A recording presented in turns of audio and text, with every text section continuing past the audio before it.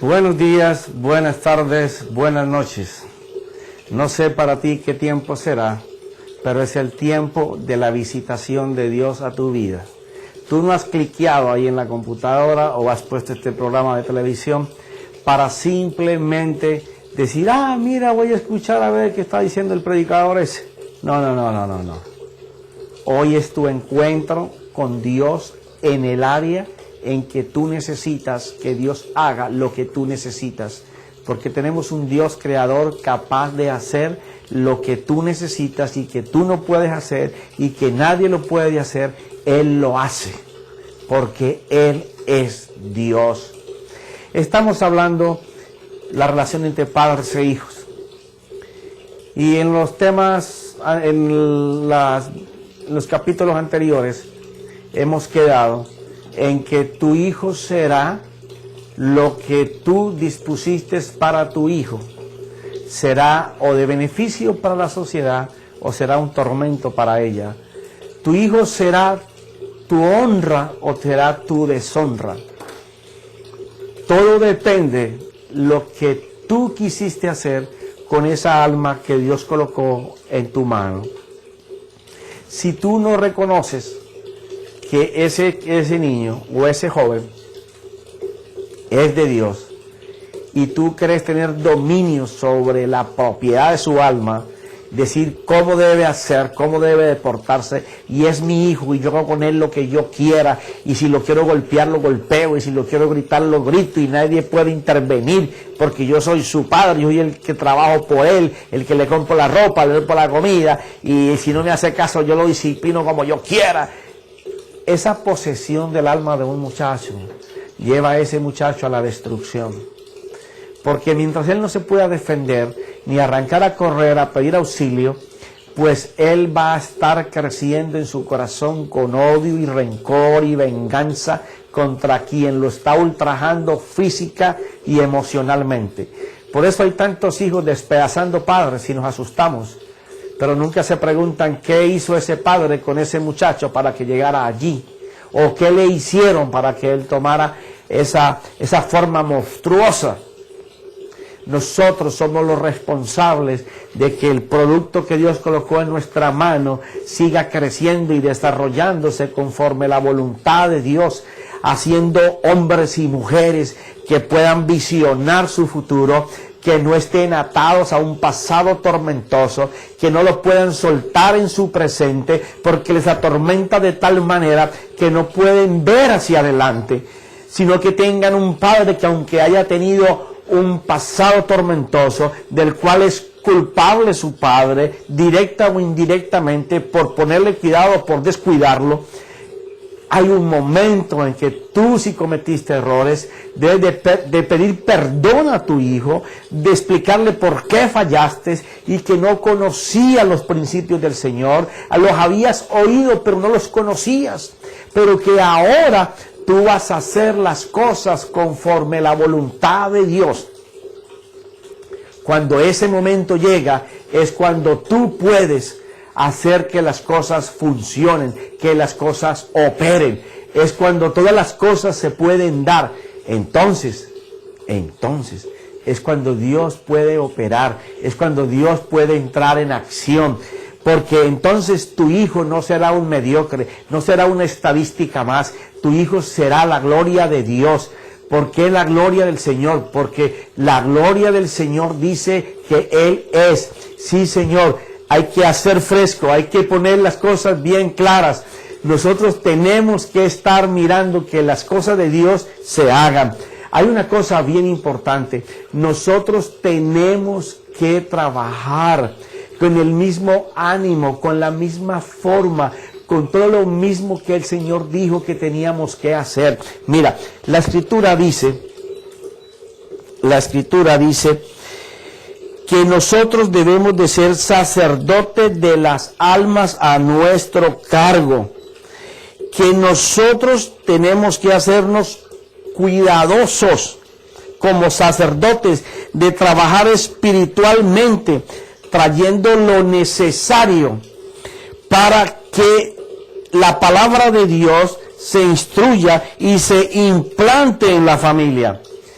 para que esas cosas sucedan, muchas veces hay que ir y tocar el botón de on o off para poder que se puedan hacer las cosas. Como cuando tú tienes un aire acondicionado y tú ves que como que se te apagó el aire, entonces tú necesitas refrescarte. Pues tú no vas a coger el control si no funciona. Tú tienes que ir hasta donde está el aire y comenzar a moverle todos los botones para poder que funcione. Así es la familia. Cuando tú estás en la familia y hay un calor que parece como el infierno, tú tienes que comenzar a buscar, olvídate del control si no funciona, tienes que comenzar a buscar la manera, la forma de cómo tú poder refrescar, lo prendes, lo apagas, vas a un modelo, vas a otras cosas, hasta que funcione, y si no funciona, pues tendrás que reemplazarlo, pero tú no vas a dejar que tu casa se convierta en un infierno.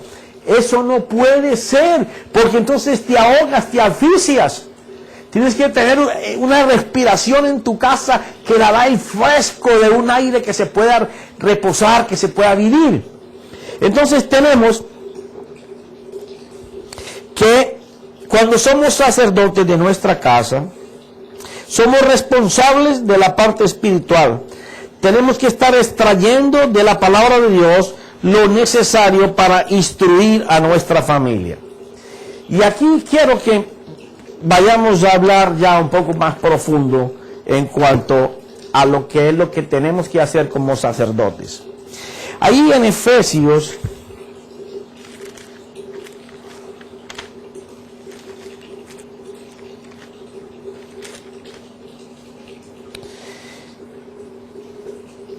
mira, Efesios capítulo 5, versículo 22, dice así, y esto lo tomamos en estos días y te dije que llegaríamos a esto: que las mujeres estén sometidas a sus propios maridos como al Señor. Yo sé que esto es algo que no le gusta a todas las... Cuando las mujeres escuchan esto, dicen, ¡wow! Nos está devolviendo a este hombre para aquella época en que mi mamá recibía puños, golpes, y mi padre solamente estaba en la calle y pensaba que por era proveedor de ropa y comida y techo, que nos podía golpear y abusar psicológicamente. De eso que me está dando, que me someta debajo de ese hombre, que lo que es un monstruo. No, espérate. La voluntad de Dios es que la mujer se someta al hombre. Pero ¿a qué hombre se debe de someter la mujer? Escucha.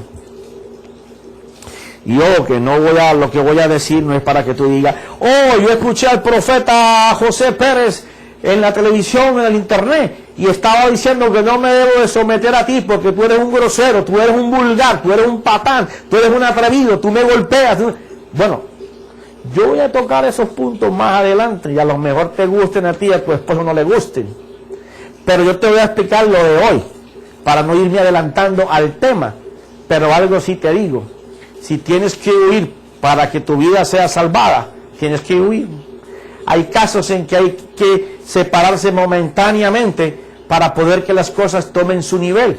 La prueba está que las mujeres que no se han separado en esos casos de violencia doméstica tan brutales, han terminado muertas, despedazadas, en el maletero de un carro o en un zanjón, cortadas por pedazos, porque no hicieron en su momento lo que tenían que hacer. ¿Ok? Pero eso es harina de otro costal. Te voy a leer aquí. Que las mujeres estén sometidas a sus propios maridos, como, me encanta esos como y esos peros cuando aparecen en la Biblia, como al Señor, porque el marido es cabeza de la mujer. ¿Qué quiere decir esto? Que el marido debe de cumplir su función como la cabeza de la familia, como el sacerdote de su casa, porque si aquí dice que sometidas a su propio marido y que sea la cabeza sobre su mujer, también sigue diciendo el por qué debe de estar encima de la cabeza y cómo debe de hacerlo.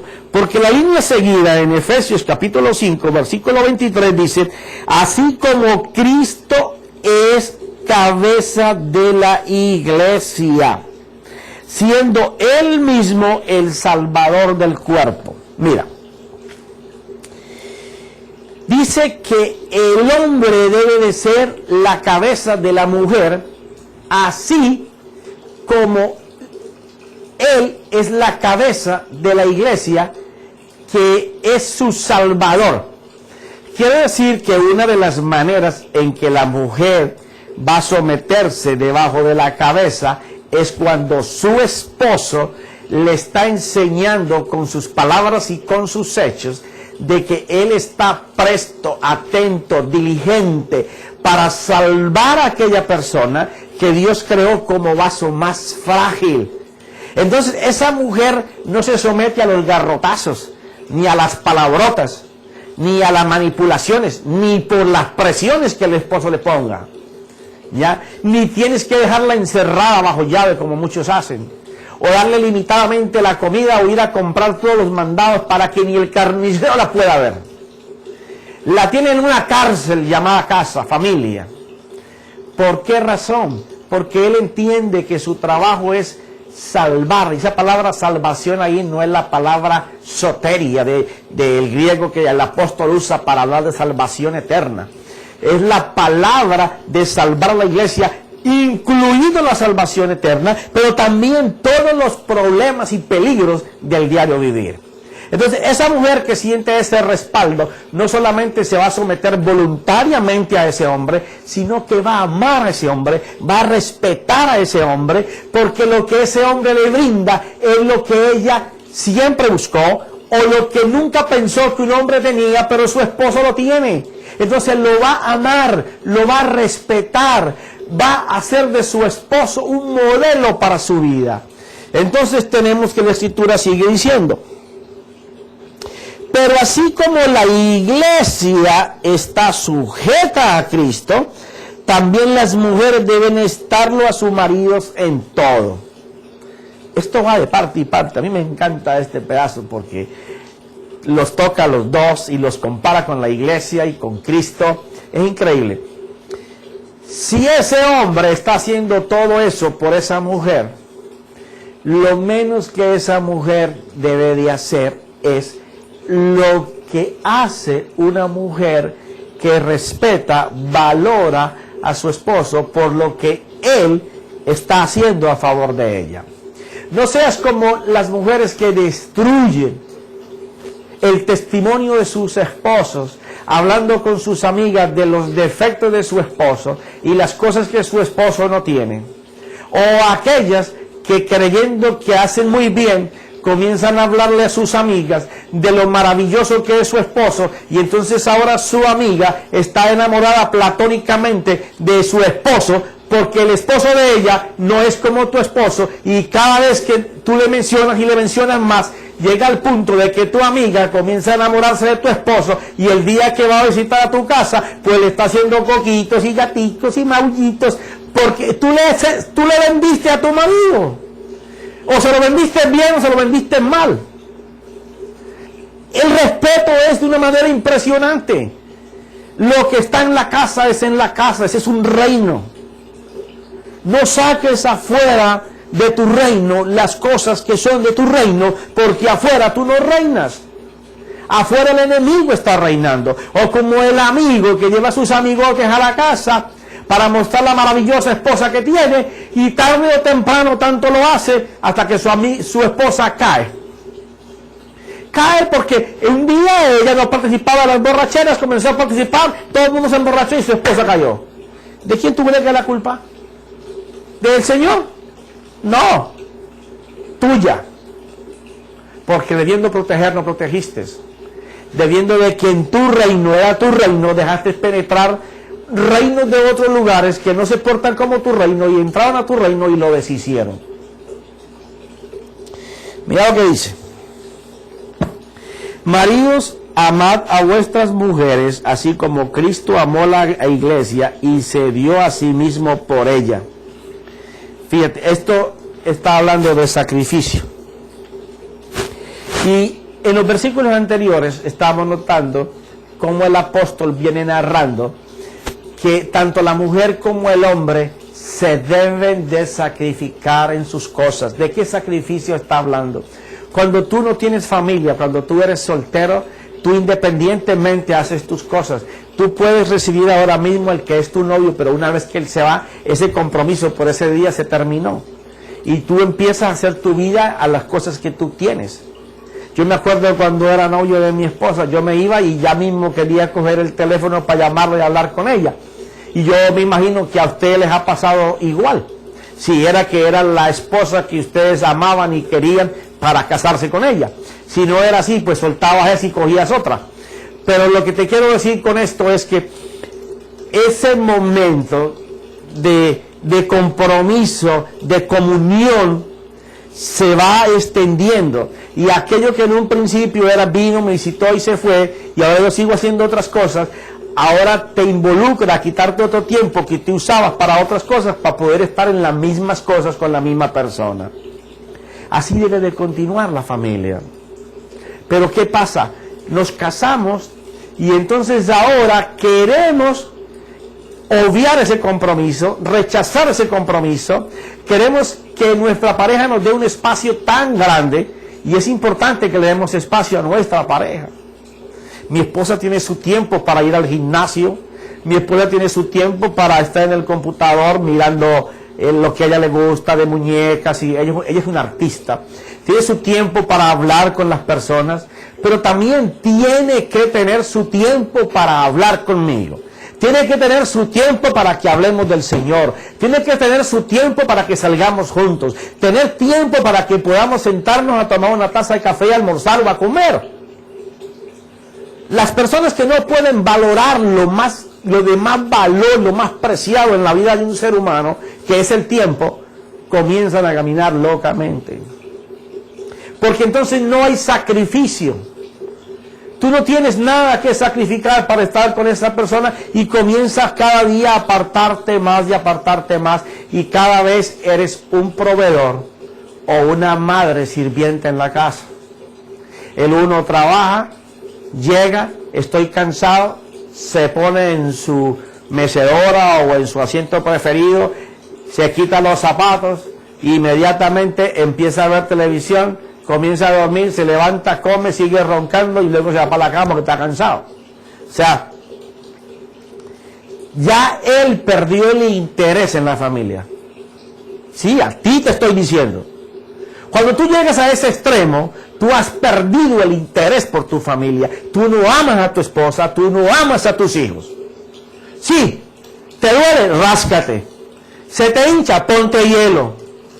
Pero tú tienes que tener tiempo para ser el sacerdote de tu casa, así como Jesucristo tuvo tiempo para hacer por su iglesia, dejar establecidos principios, y no solamente eso, se dispuso a morir por esa iglesia, y tú no eras, yo no era, pero por ti y por mí estaba muriendo. Entonces, Él sacó el tiempo. Tenía tiempo para estar con la gente, tenía tiempo para ser usado por Dios, para edificar, para construir, pero tenía tiempo para estar a solas con el Padre, tenía tiempo para estar ahí con Él. Eso nos enseñó el Maestro. Cuando tú no tienes tiempo sino para trabajar, y no tienes tiempo para tus hijos, Dios no gobierna tu vida, porque Dios te fortalecería más, te daría fuerza sobre tu poca energía, haría que tus huesos y tus músculos temblaran del vigor de Dios, para no llegar a apotronarte ahí en una cama o en una silla, a ver 5 o 4 horas de televisión, 3 veces se ve la misma noticia, porque estamos tan viciados que nos levantamos en la mañana y en vez de orar, nos sentamos a ver la noticia que nos dieron a las 11 de la noche. Y entonces en la hora del lonche estamos otra vez mirando la misma noticia, y a ver si le aumentaron un muerto más. Y a las 6 de la tarde estamos mirando quién más murió. Porque los noticieros son eso: muerte, destrucción. ¿Qué te enseña la televisión? Adulterio, fornicación, asesinato, economía mala. Todo lo que te enseña es porquería. Porque eso es lo que ellos saben que a la gente le gusta ver. Pero cuando es un programa de esta categoría, las televisoras no están interesadas en que la familia sea ilustrada, que le sea despertado el hambre. ¿Por qué? Porque las programadoras tendrían que cambiar la mayoría de sus programas. Porque la empresa de la televisión tendría que cambiar su formato. ¿Por qué? Porque si la gente va a buscar solamente los programas educativos para la familia, para los hijos, para los padres, cómo alcanzar un negocio, cómo establecer el negocio, cómo caminar en él, cómo aferrarse bajo principios creíbles y enseñarle a la gente a moverse en una confianza que no es en ellos, sino en Dios. Tienen miedo de que la gente no los vea. Y tienen razón. Porque cuando tú vas a ver un programa de este tipo, tú prefieres ir a ver la basura que te están dando. Entonces, tú no estás queriendo tus hijos, ni tu familia, porque no le dedicas tiempo para participar con ellos en sus juegos, en sus deportes, para estar hablando con tu esposa, para sentarte un rato en familia, para poder participar y comer. No, simplemente lo que quieres es que no te moleste nadie, que ya tú trajiste el sostén para la casa y que mañana tienes que seguirlo trayendo y que ya con eso tú cumpliste. Qué mal. Qué mal ponernos en una situación en donde solamente estamos pensando en los biles que tenemos que pagar. Y vamos en el día 5, acabamos de sanar el mes anterior y ya la gente está maldiciendo y criticando los días que tiene que trabajar, porque esta descendencia de esta época ni eso le gusta. Quieren trabajar 3 y 4 horas y que en esas 3 o 4 horas se les resuelvan todos los problemas económicos en los que se metieron para trabajar 80 horas a la semana. Sí, ajá, yo sé, 2 trabajos, 3 trabajos, para pagar los 4 televisores que tiene cada hijo tuyo uno, tú en tu cuarto, uno en la cocina, y cantidades de juegos y distracciones para que los muchachos no te molesten. Y no empleo la palabra colombiana que por ahí estarán diciendo, yo sé cuál es esa palabra. Eso buscamos, que no nos interrumpan, que no nos molesten. ¿Por qué? Queremos que el tiempo que nosotros consideramos para nosotros sea respetado. Pero pisamos y ultrajamos el tiempo de los que deben de estar con nosotros en ese vacío. Y dice que Él murió por la iglesia para una sola cosa. Esto es maravilloso. Para santificarla, habiéndola purificado por el lavamiento de agua con la palabra. Esto es preciosísimo. Mira. Esto aquí nada más merece horas y horas para hablar de este mero versículo. El Señor murió para santificar a su iglesia y para limpiarla. Cuando estamos hablando de santificar, está de llevar a una persona a un estado de pureza, en donde ella comience a vivir según el plan de Dios establecido, que es que todos tus caminos sean prosperados, que la abundancia de Dios en su corazón abunde en ti, que rebose de tal manera que puedas dar y compartir a otros. La bendición de Dios es que tú seas bendecido, que tú puedas ser bendecido para bendecir a otros, pero Él emplea para eso su palabra. Pero ¿qué podrá hacer un padre de familia que no conoce de los principios del Señor? ¿Sabe qué hace? Cuando la mujer comete un error, es que eres una estúpida. Es que no pones cuidado a lo que haces. Te lo he dicho 5 veces y sigue haciendo lo mismo. Es que no puedo hablar contigo porque lo que tú hablas no está a mi nivel. Yo hablo pero con la gente de mi empresa. Las muchachas ya así me entienden, pero tú no. ¿Sabe qué está haciendo ese hombre? En vez de santificar a su esposa por la palabra de Dios, la está hundiendo con la palabra de Él. Pero ¿qué dice el Señor? Que tenemos que santificarla por la palabra. Entonces, después ese hombre quiere que a las 9 o 10 de la noche, esa mujer le dé lo que él cree que tiene derecho porque trabaja y es la esposa. Entonces, después de que él sembró espinas y tiró piedras toda la tarde, ahora quiere que su mujer le dé sexo, y buen sexo. ¿Sabe qué pasa? Cuando usted llega ahí, se va a encontrar con los dolores de cabeza, con los dolores de espaldas. Se va a encontrar con que no hay el ambiente. Y entonces los más atrevidos y los más brutos, porque es que somos brutos, Ay, Dios santo, si somos brutos, los que nos animalamos en ese momento. Y me meto ahí para que no diga el profeta se salió de la rosca. No. Queremos que como si tuviéramos un microwave, hundiéramos un botón y ahí mismo nuestra esposa estuviera caliente. No, no, no, no. Yo sé que yo te hablo en términos que te zumba al mango. Pa, pa, pa, pa. Bueno, alguien tenía que hacerlo. Te quiero decir lo siguiente. Una mujer que ha sido aporreada durante la tarde, hablando de peste de su comportamiento, que ni siquiera miraste cuando entraste a tu casa, cuando te fuiste estaba desordenada y ahora está ordenada. No estás mirando que todo está limpio y brillante, que los muchachos están bien arregladitos y están estudiando, o tú no estás mirando la comida específica que te hicieron, que es la que a ti te gusta. Tú no estás mirando nada de eso. Entonces tú estás atropellando a esa mujer cuando lo que Dios dice es que deberías llegar. Hola mami, qué preciosa está la casa, me siento en un ambiente diferente. Oye, qué linda tú estás. Y tú sabes que a veces pasan meses y años sin decirle lo hermosa que es. Aquellas palabras que salían de tu boca cuando era el novio ya no salen.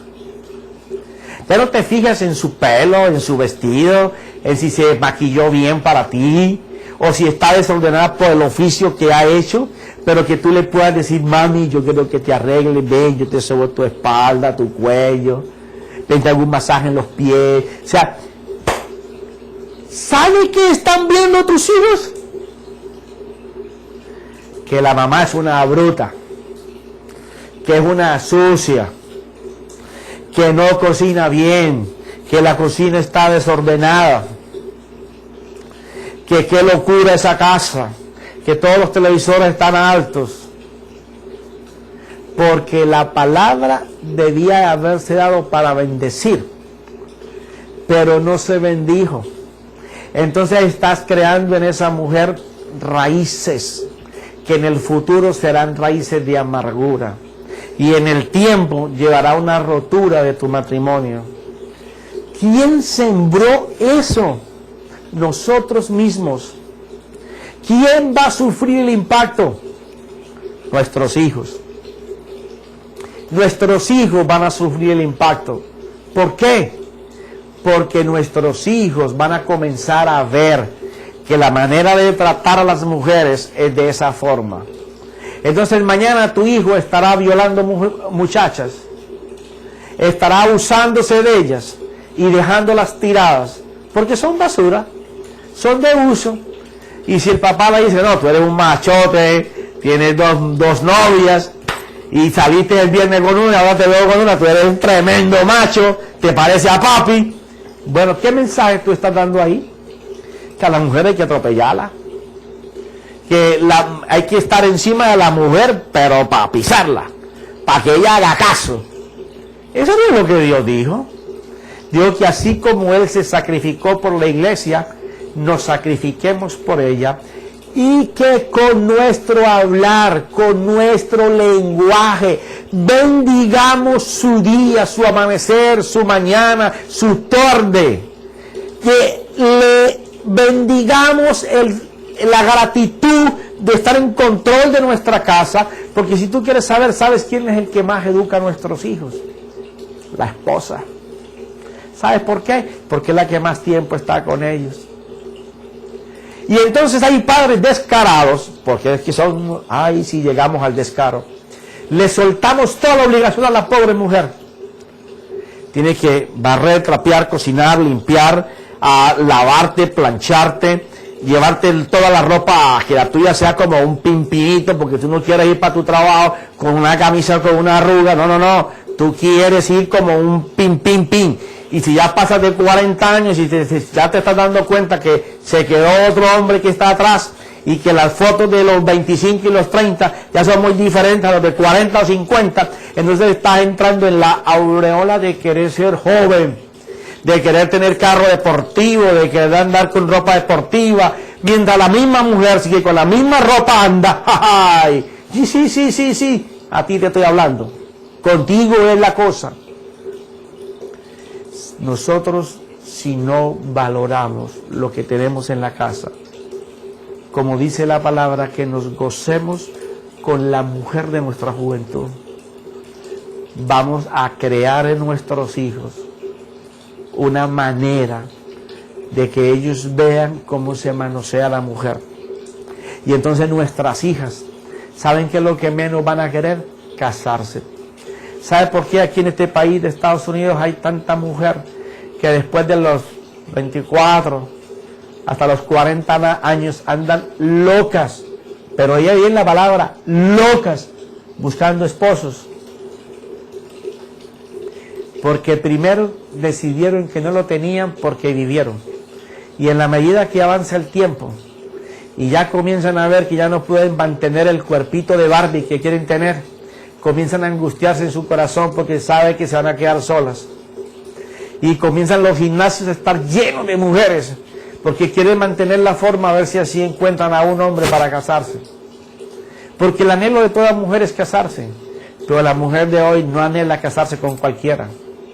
La mujer de hoy anhela casarse con un hombre muy diferente al que ella vio en su casa. Y por eso muchas prefieren quedarse solteras. Por eso muchas, al no encontrarlo, están siendo parte de la línea de las mujeres homosexuales y lesbianas.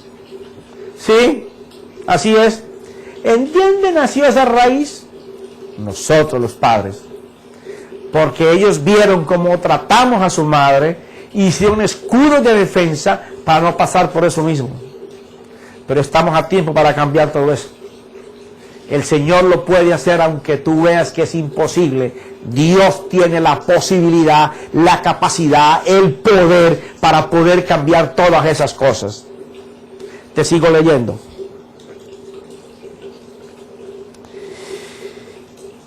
Pero creo que tengo aquí algo que no lo puedo dejar pasar.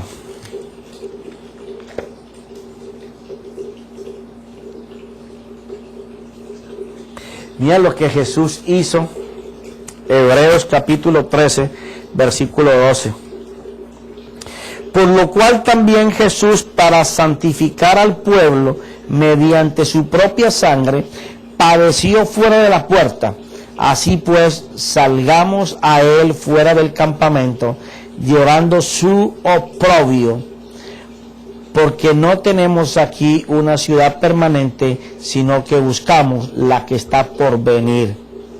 Por tanto, ofrezcamos continuamente mediante él, que es Jesús, sacrificios de alabanza a Dios. Es decir, fruto de labios que confiese su nombre, y no os olvidéis de hacer el bien y de la ayuda mutua, porque de tales sacrificios se agrada a Dios.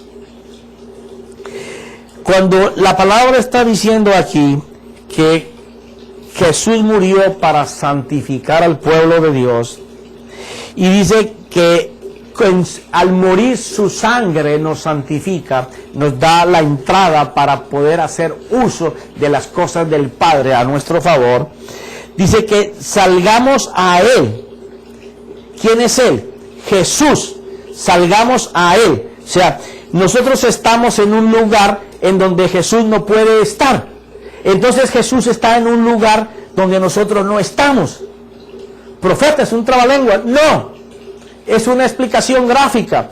Si Jesús está aquí y yo estoy aquí y Jesús no puede entrar a este lugar, entonces dice que por cuanto Él hizo ese sacrificio, salgamos nosotros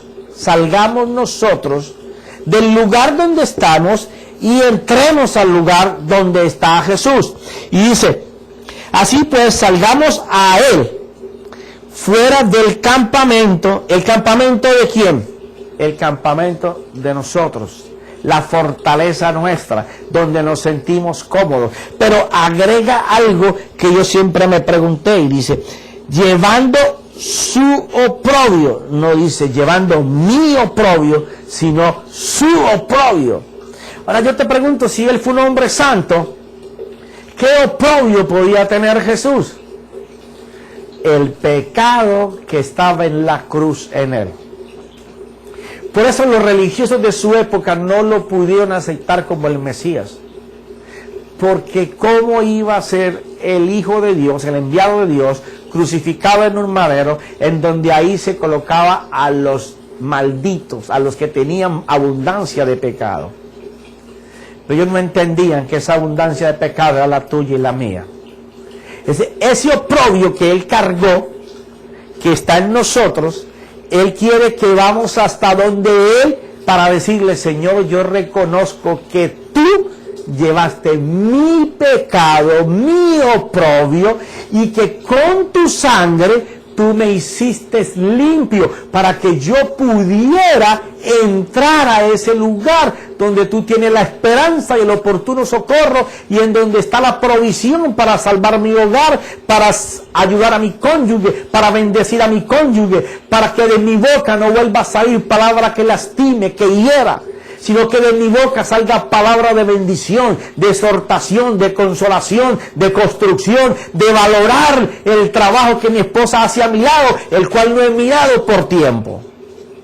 Cuando tú vas a ese lugar es cuando tú puedes encontrar la respuesta en el Señor. Y dice: porque no tenemos aquí una ciudad permanente, sino que buscamos la que está por venir. O sea, no tenemos un lugar donde podamos vivir, que nos sintamos confortables. Aunque vivimos en esta tierra, tenemos que pertenecer a un reino que se establece en medio de esta circunstancia en la que tú estás, pero un reino que lo establece Dios. Y si Dios lo establece, es poderoso. Y ese es el que nosotros tenemos que buscar. ¿Cómo llego ahí, profeta? Gracias por preguntármelo. Yo vi la mano allá, yo quiero saber, que no hable más, que me diga cómo. Ahí te va. Dice: por tanto, o sea, para que convenga que esto pase, tenemos que hacer esto. Por tanto, ofrezcamos continuamente mediante Él. Ofrezcamos continuamente mediante Él. O sea que por tanto, o sea, yo debo de hacer tal cosa, y por lo que la voy a hacer, yo tengo, según me dice Él, que yo tengo que ofrecer un sacrificio continuamente, pero que ese sacrificio yo no lo puedo hacer con mis manos. Yo no puedo llevar nada que satisfaga a Él. Dice que ese sacrificio es Él mismo, y que yo tengo que hacer esos sacrificios en Él. ¡Wow! Está como complejo eso. No, Señor. Él es la palabra, Él es el verbo. Por el verbo todas las cosas fueron hechas. Sin el verbo nada de lo que está hecho hubiera sido. Por el verbo se mantienen todas las cosas, y todas las cosas se sostienen por su palabra. Cuando dice Él, que lo hagas en Él, quiere decir que hay algo que tú tienes que comenzar a hablar, y para hablar tú tienes que tenerlo en tu mente y en tu corazón anidado, porque tu boca siempre va a hablar lo que tú tengas en tu corazón. Tú no puedes hablar lo que no está establecido dentro de tu propio ser. Entonces, ¿qué dice la palabra? Dice así: por tanto, ofrezcamos continuamente mediante Él sacrificio de alabanza a Dios. ¿Cuál sacrificio, profeta? Te dije que aquí estaba. Es decir, cuando dice es decir, te voy a decir cuál es el fruto de alabanza que Dios espera que tú hagas en Él. Esto es lo que te va a decir ahora. Dice: el fruto de labios que confiesen su nombre. Entonces yo cuando hable con mi mujer tengo que decirle: Jesús, Jesús, Jesús, Jesús, alaba, alaba, Jesús, Jesús, Jesús, Jesús. No. Tú tienes que decir lo que Él representa. Porque Jesús es salvación. En Él se colocó todos nuestros errores y nuestros pecados. Pero cuando Jesús de Nazaret murió en la cruz, fue Jesús de Nazaret. Pero cuando Él resucitó, no fue más Jesús de Nazaret, fue Jesús el Cristo. Y Cristo, lo que Dios envía, son los regalos de Dios, envía la herencia de Dios, las promesas de Dios, los dones de Dios, el fruto de su Espíritu. Entonces, tú tienes que confesar la palabra, el verbo, porque de esa manera tú vas a limpiar, tú vas a lavar, tú vas a rescatar tu casa, cuando tú empiezas a confesar vida donde hay muerte, en tu hijo, en tu hija, en tu esposa, no importa cuántos años lo hayas hecho mal, llama a tu familia, arrepiéntete, así se burlen de ti porque te estás arrepintiendo y les parezca tarde, tú sigue confesando, sigue hablando, que el Señor va a hacer la obra. Ahora no creas que si 20 años, 15 años, 30 años, tú has dicho porquerías, sandeces, destrucción a tu familia, que ahora tú llegas y te sientas y haces así, y ahí mismo el Señor deja todo lo que está haciendo y viene para que todo cambie en una sí. No, si te gastaste tiempo destruyéndola, Dios primero va a ver tu fidelidad a Él.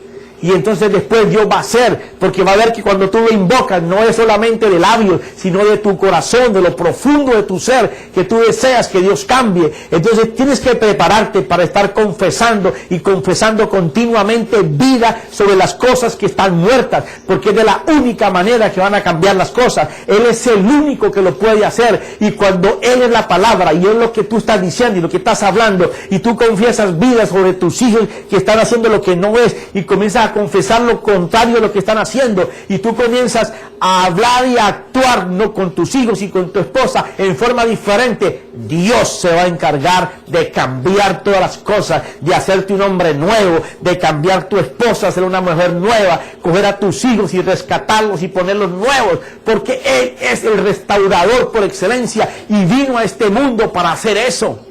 Él es el sanador. Y entonces dice la palabra así: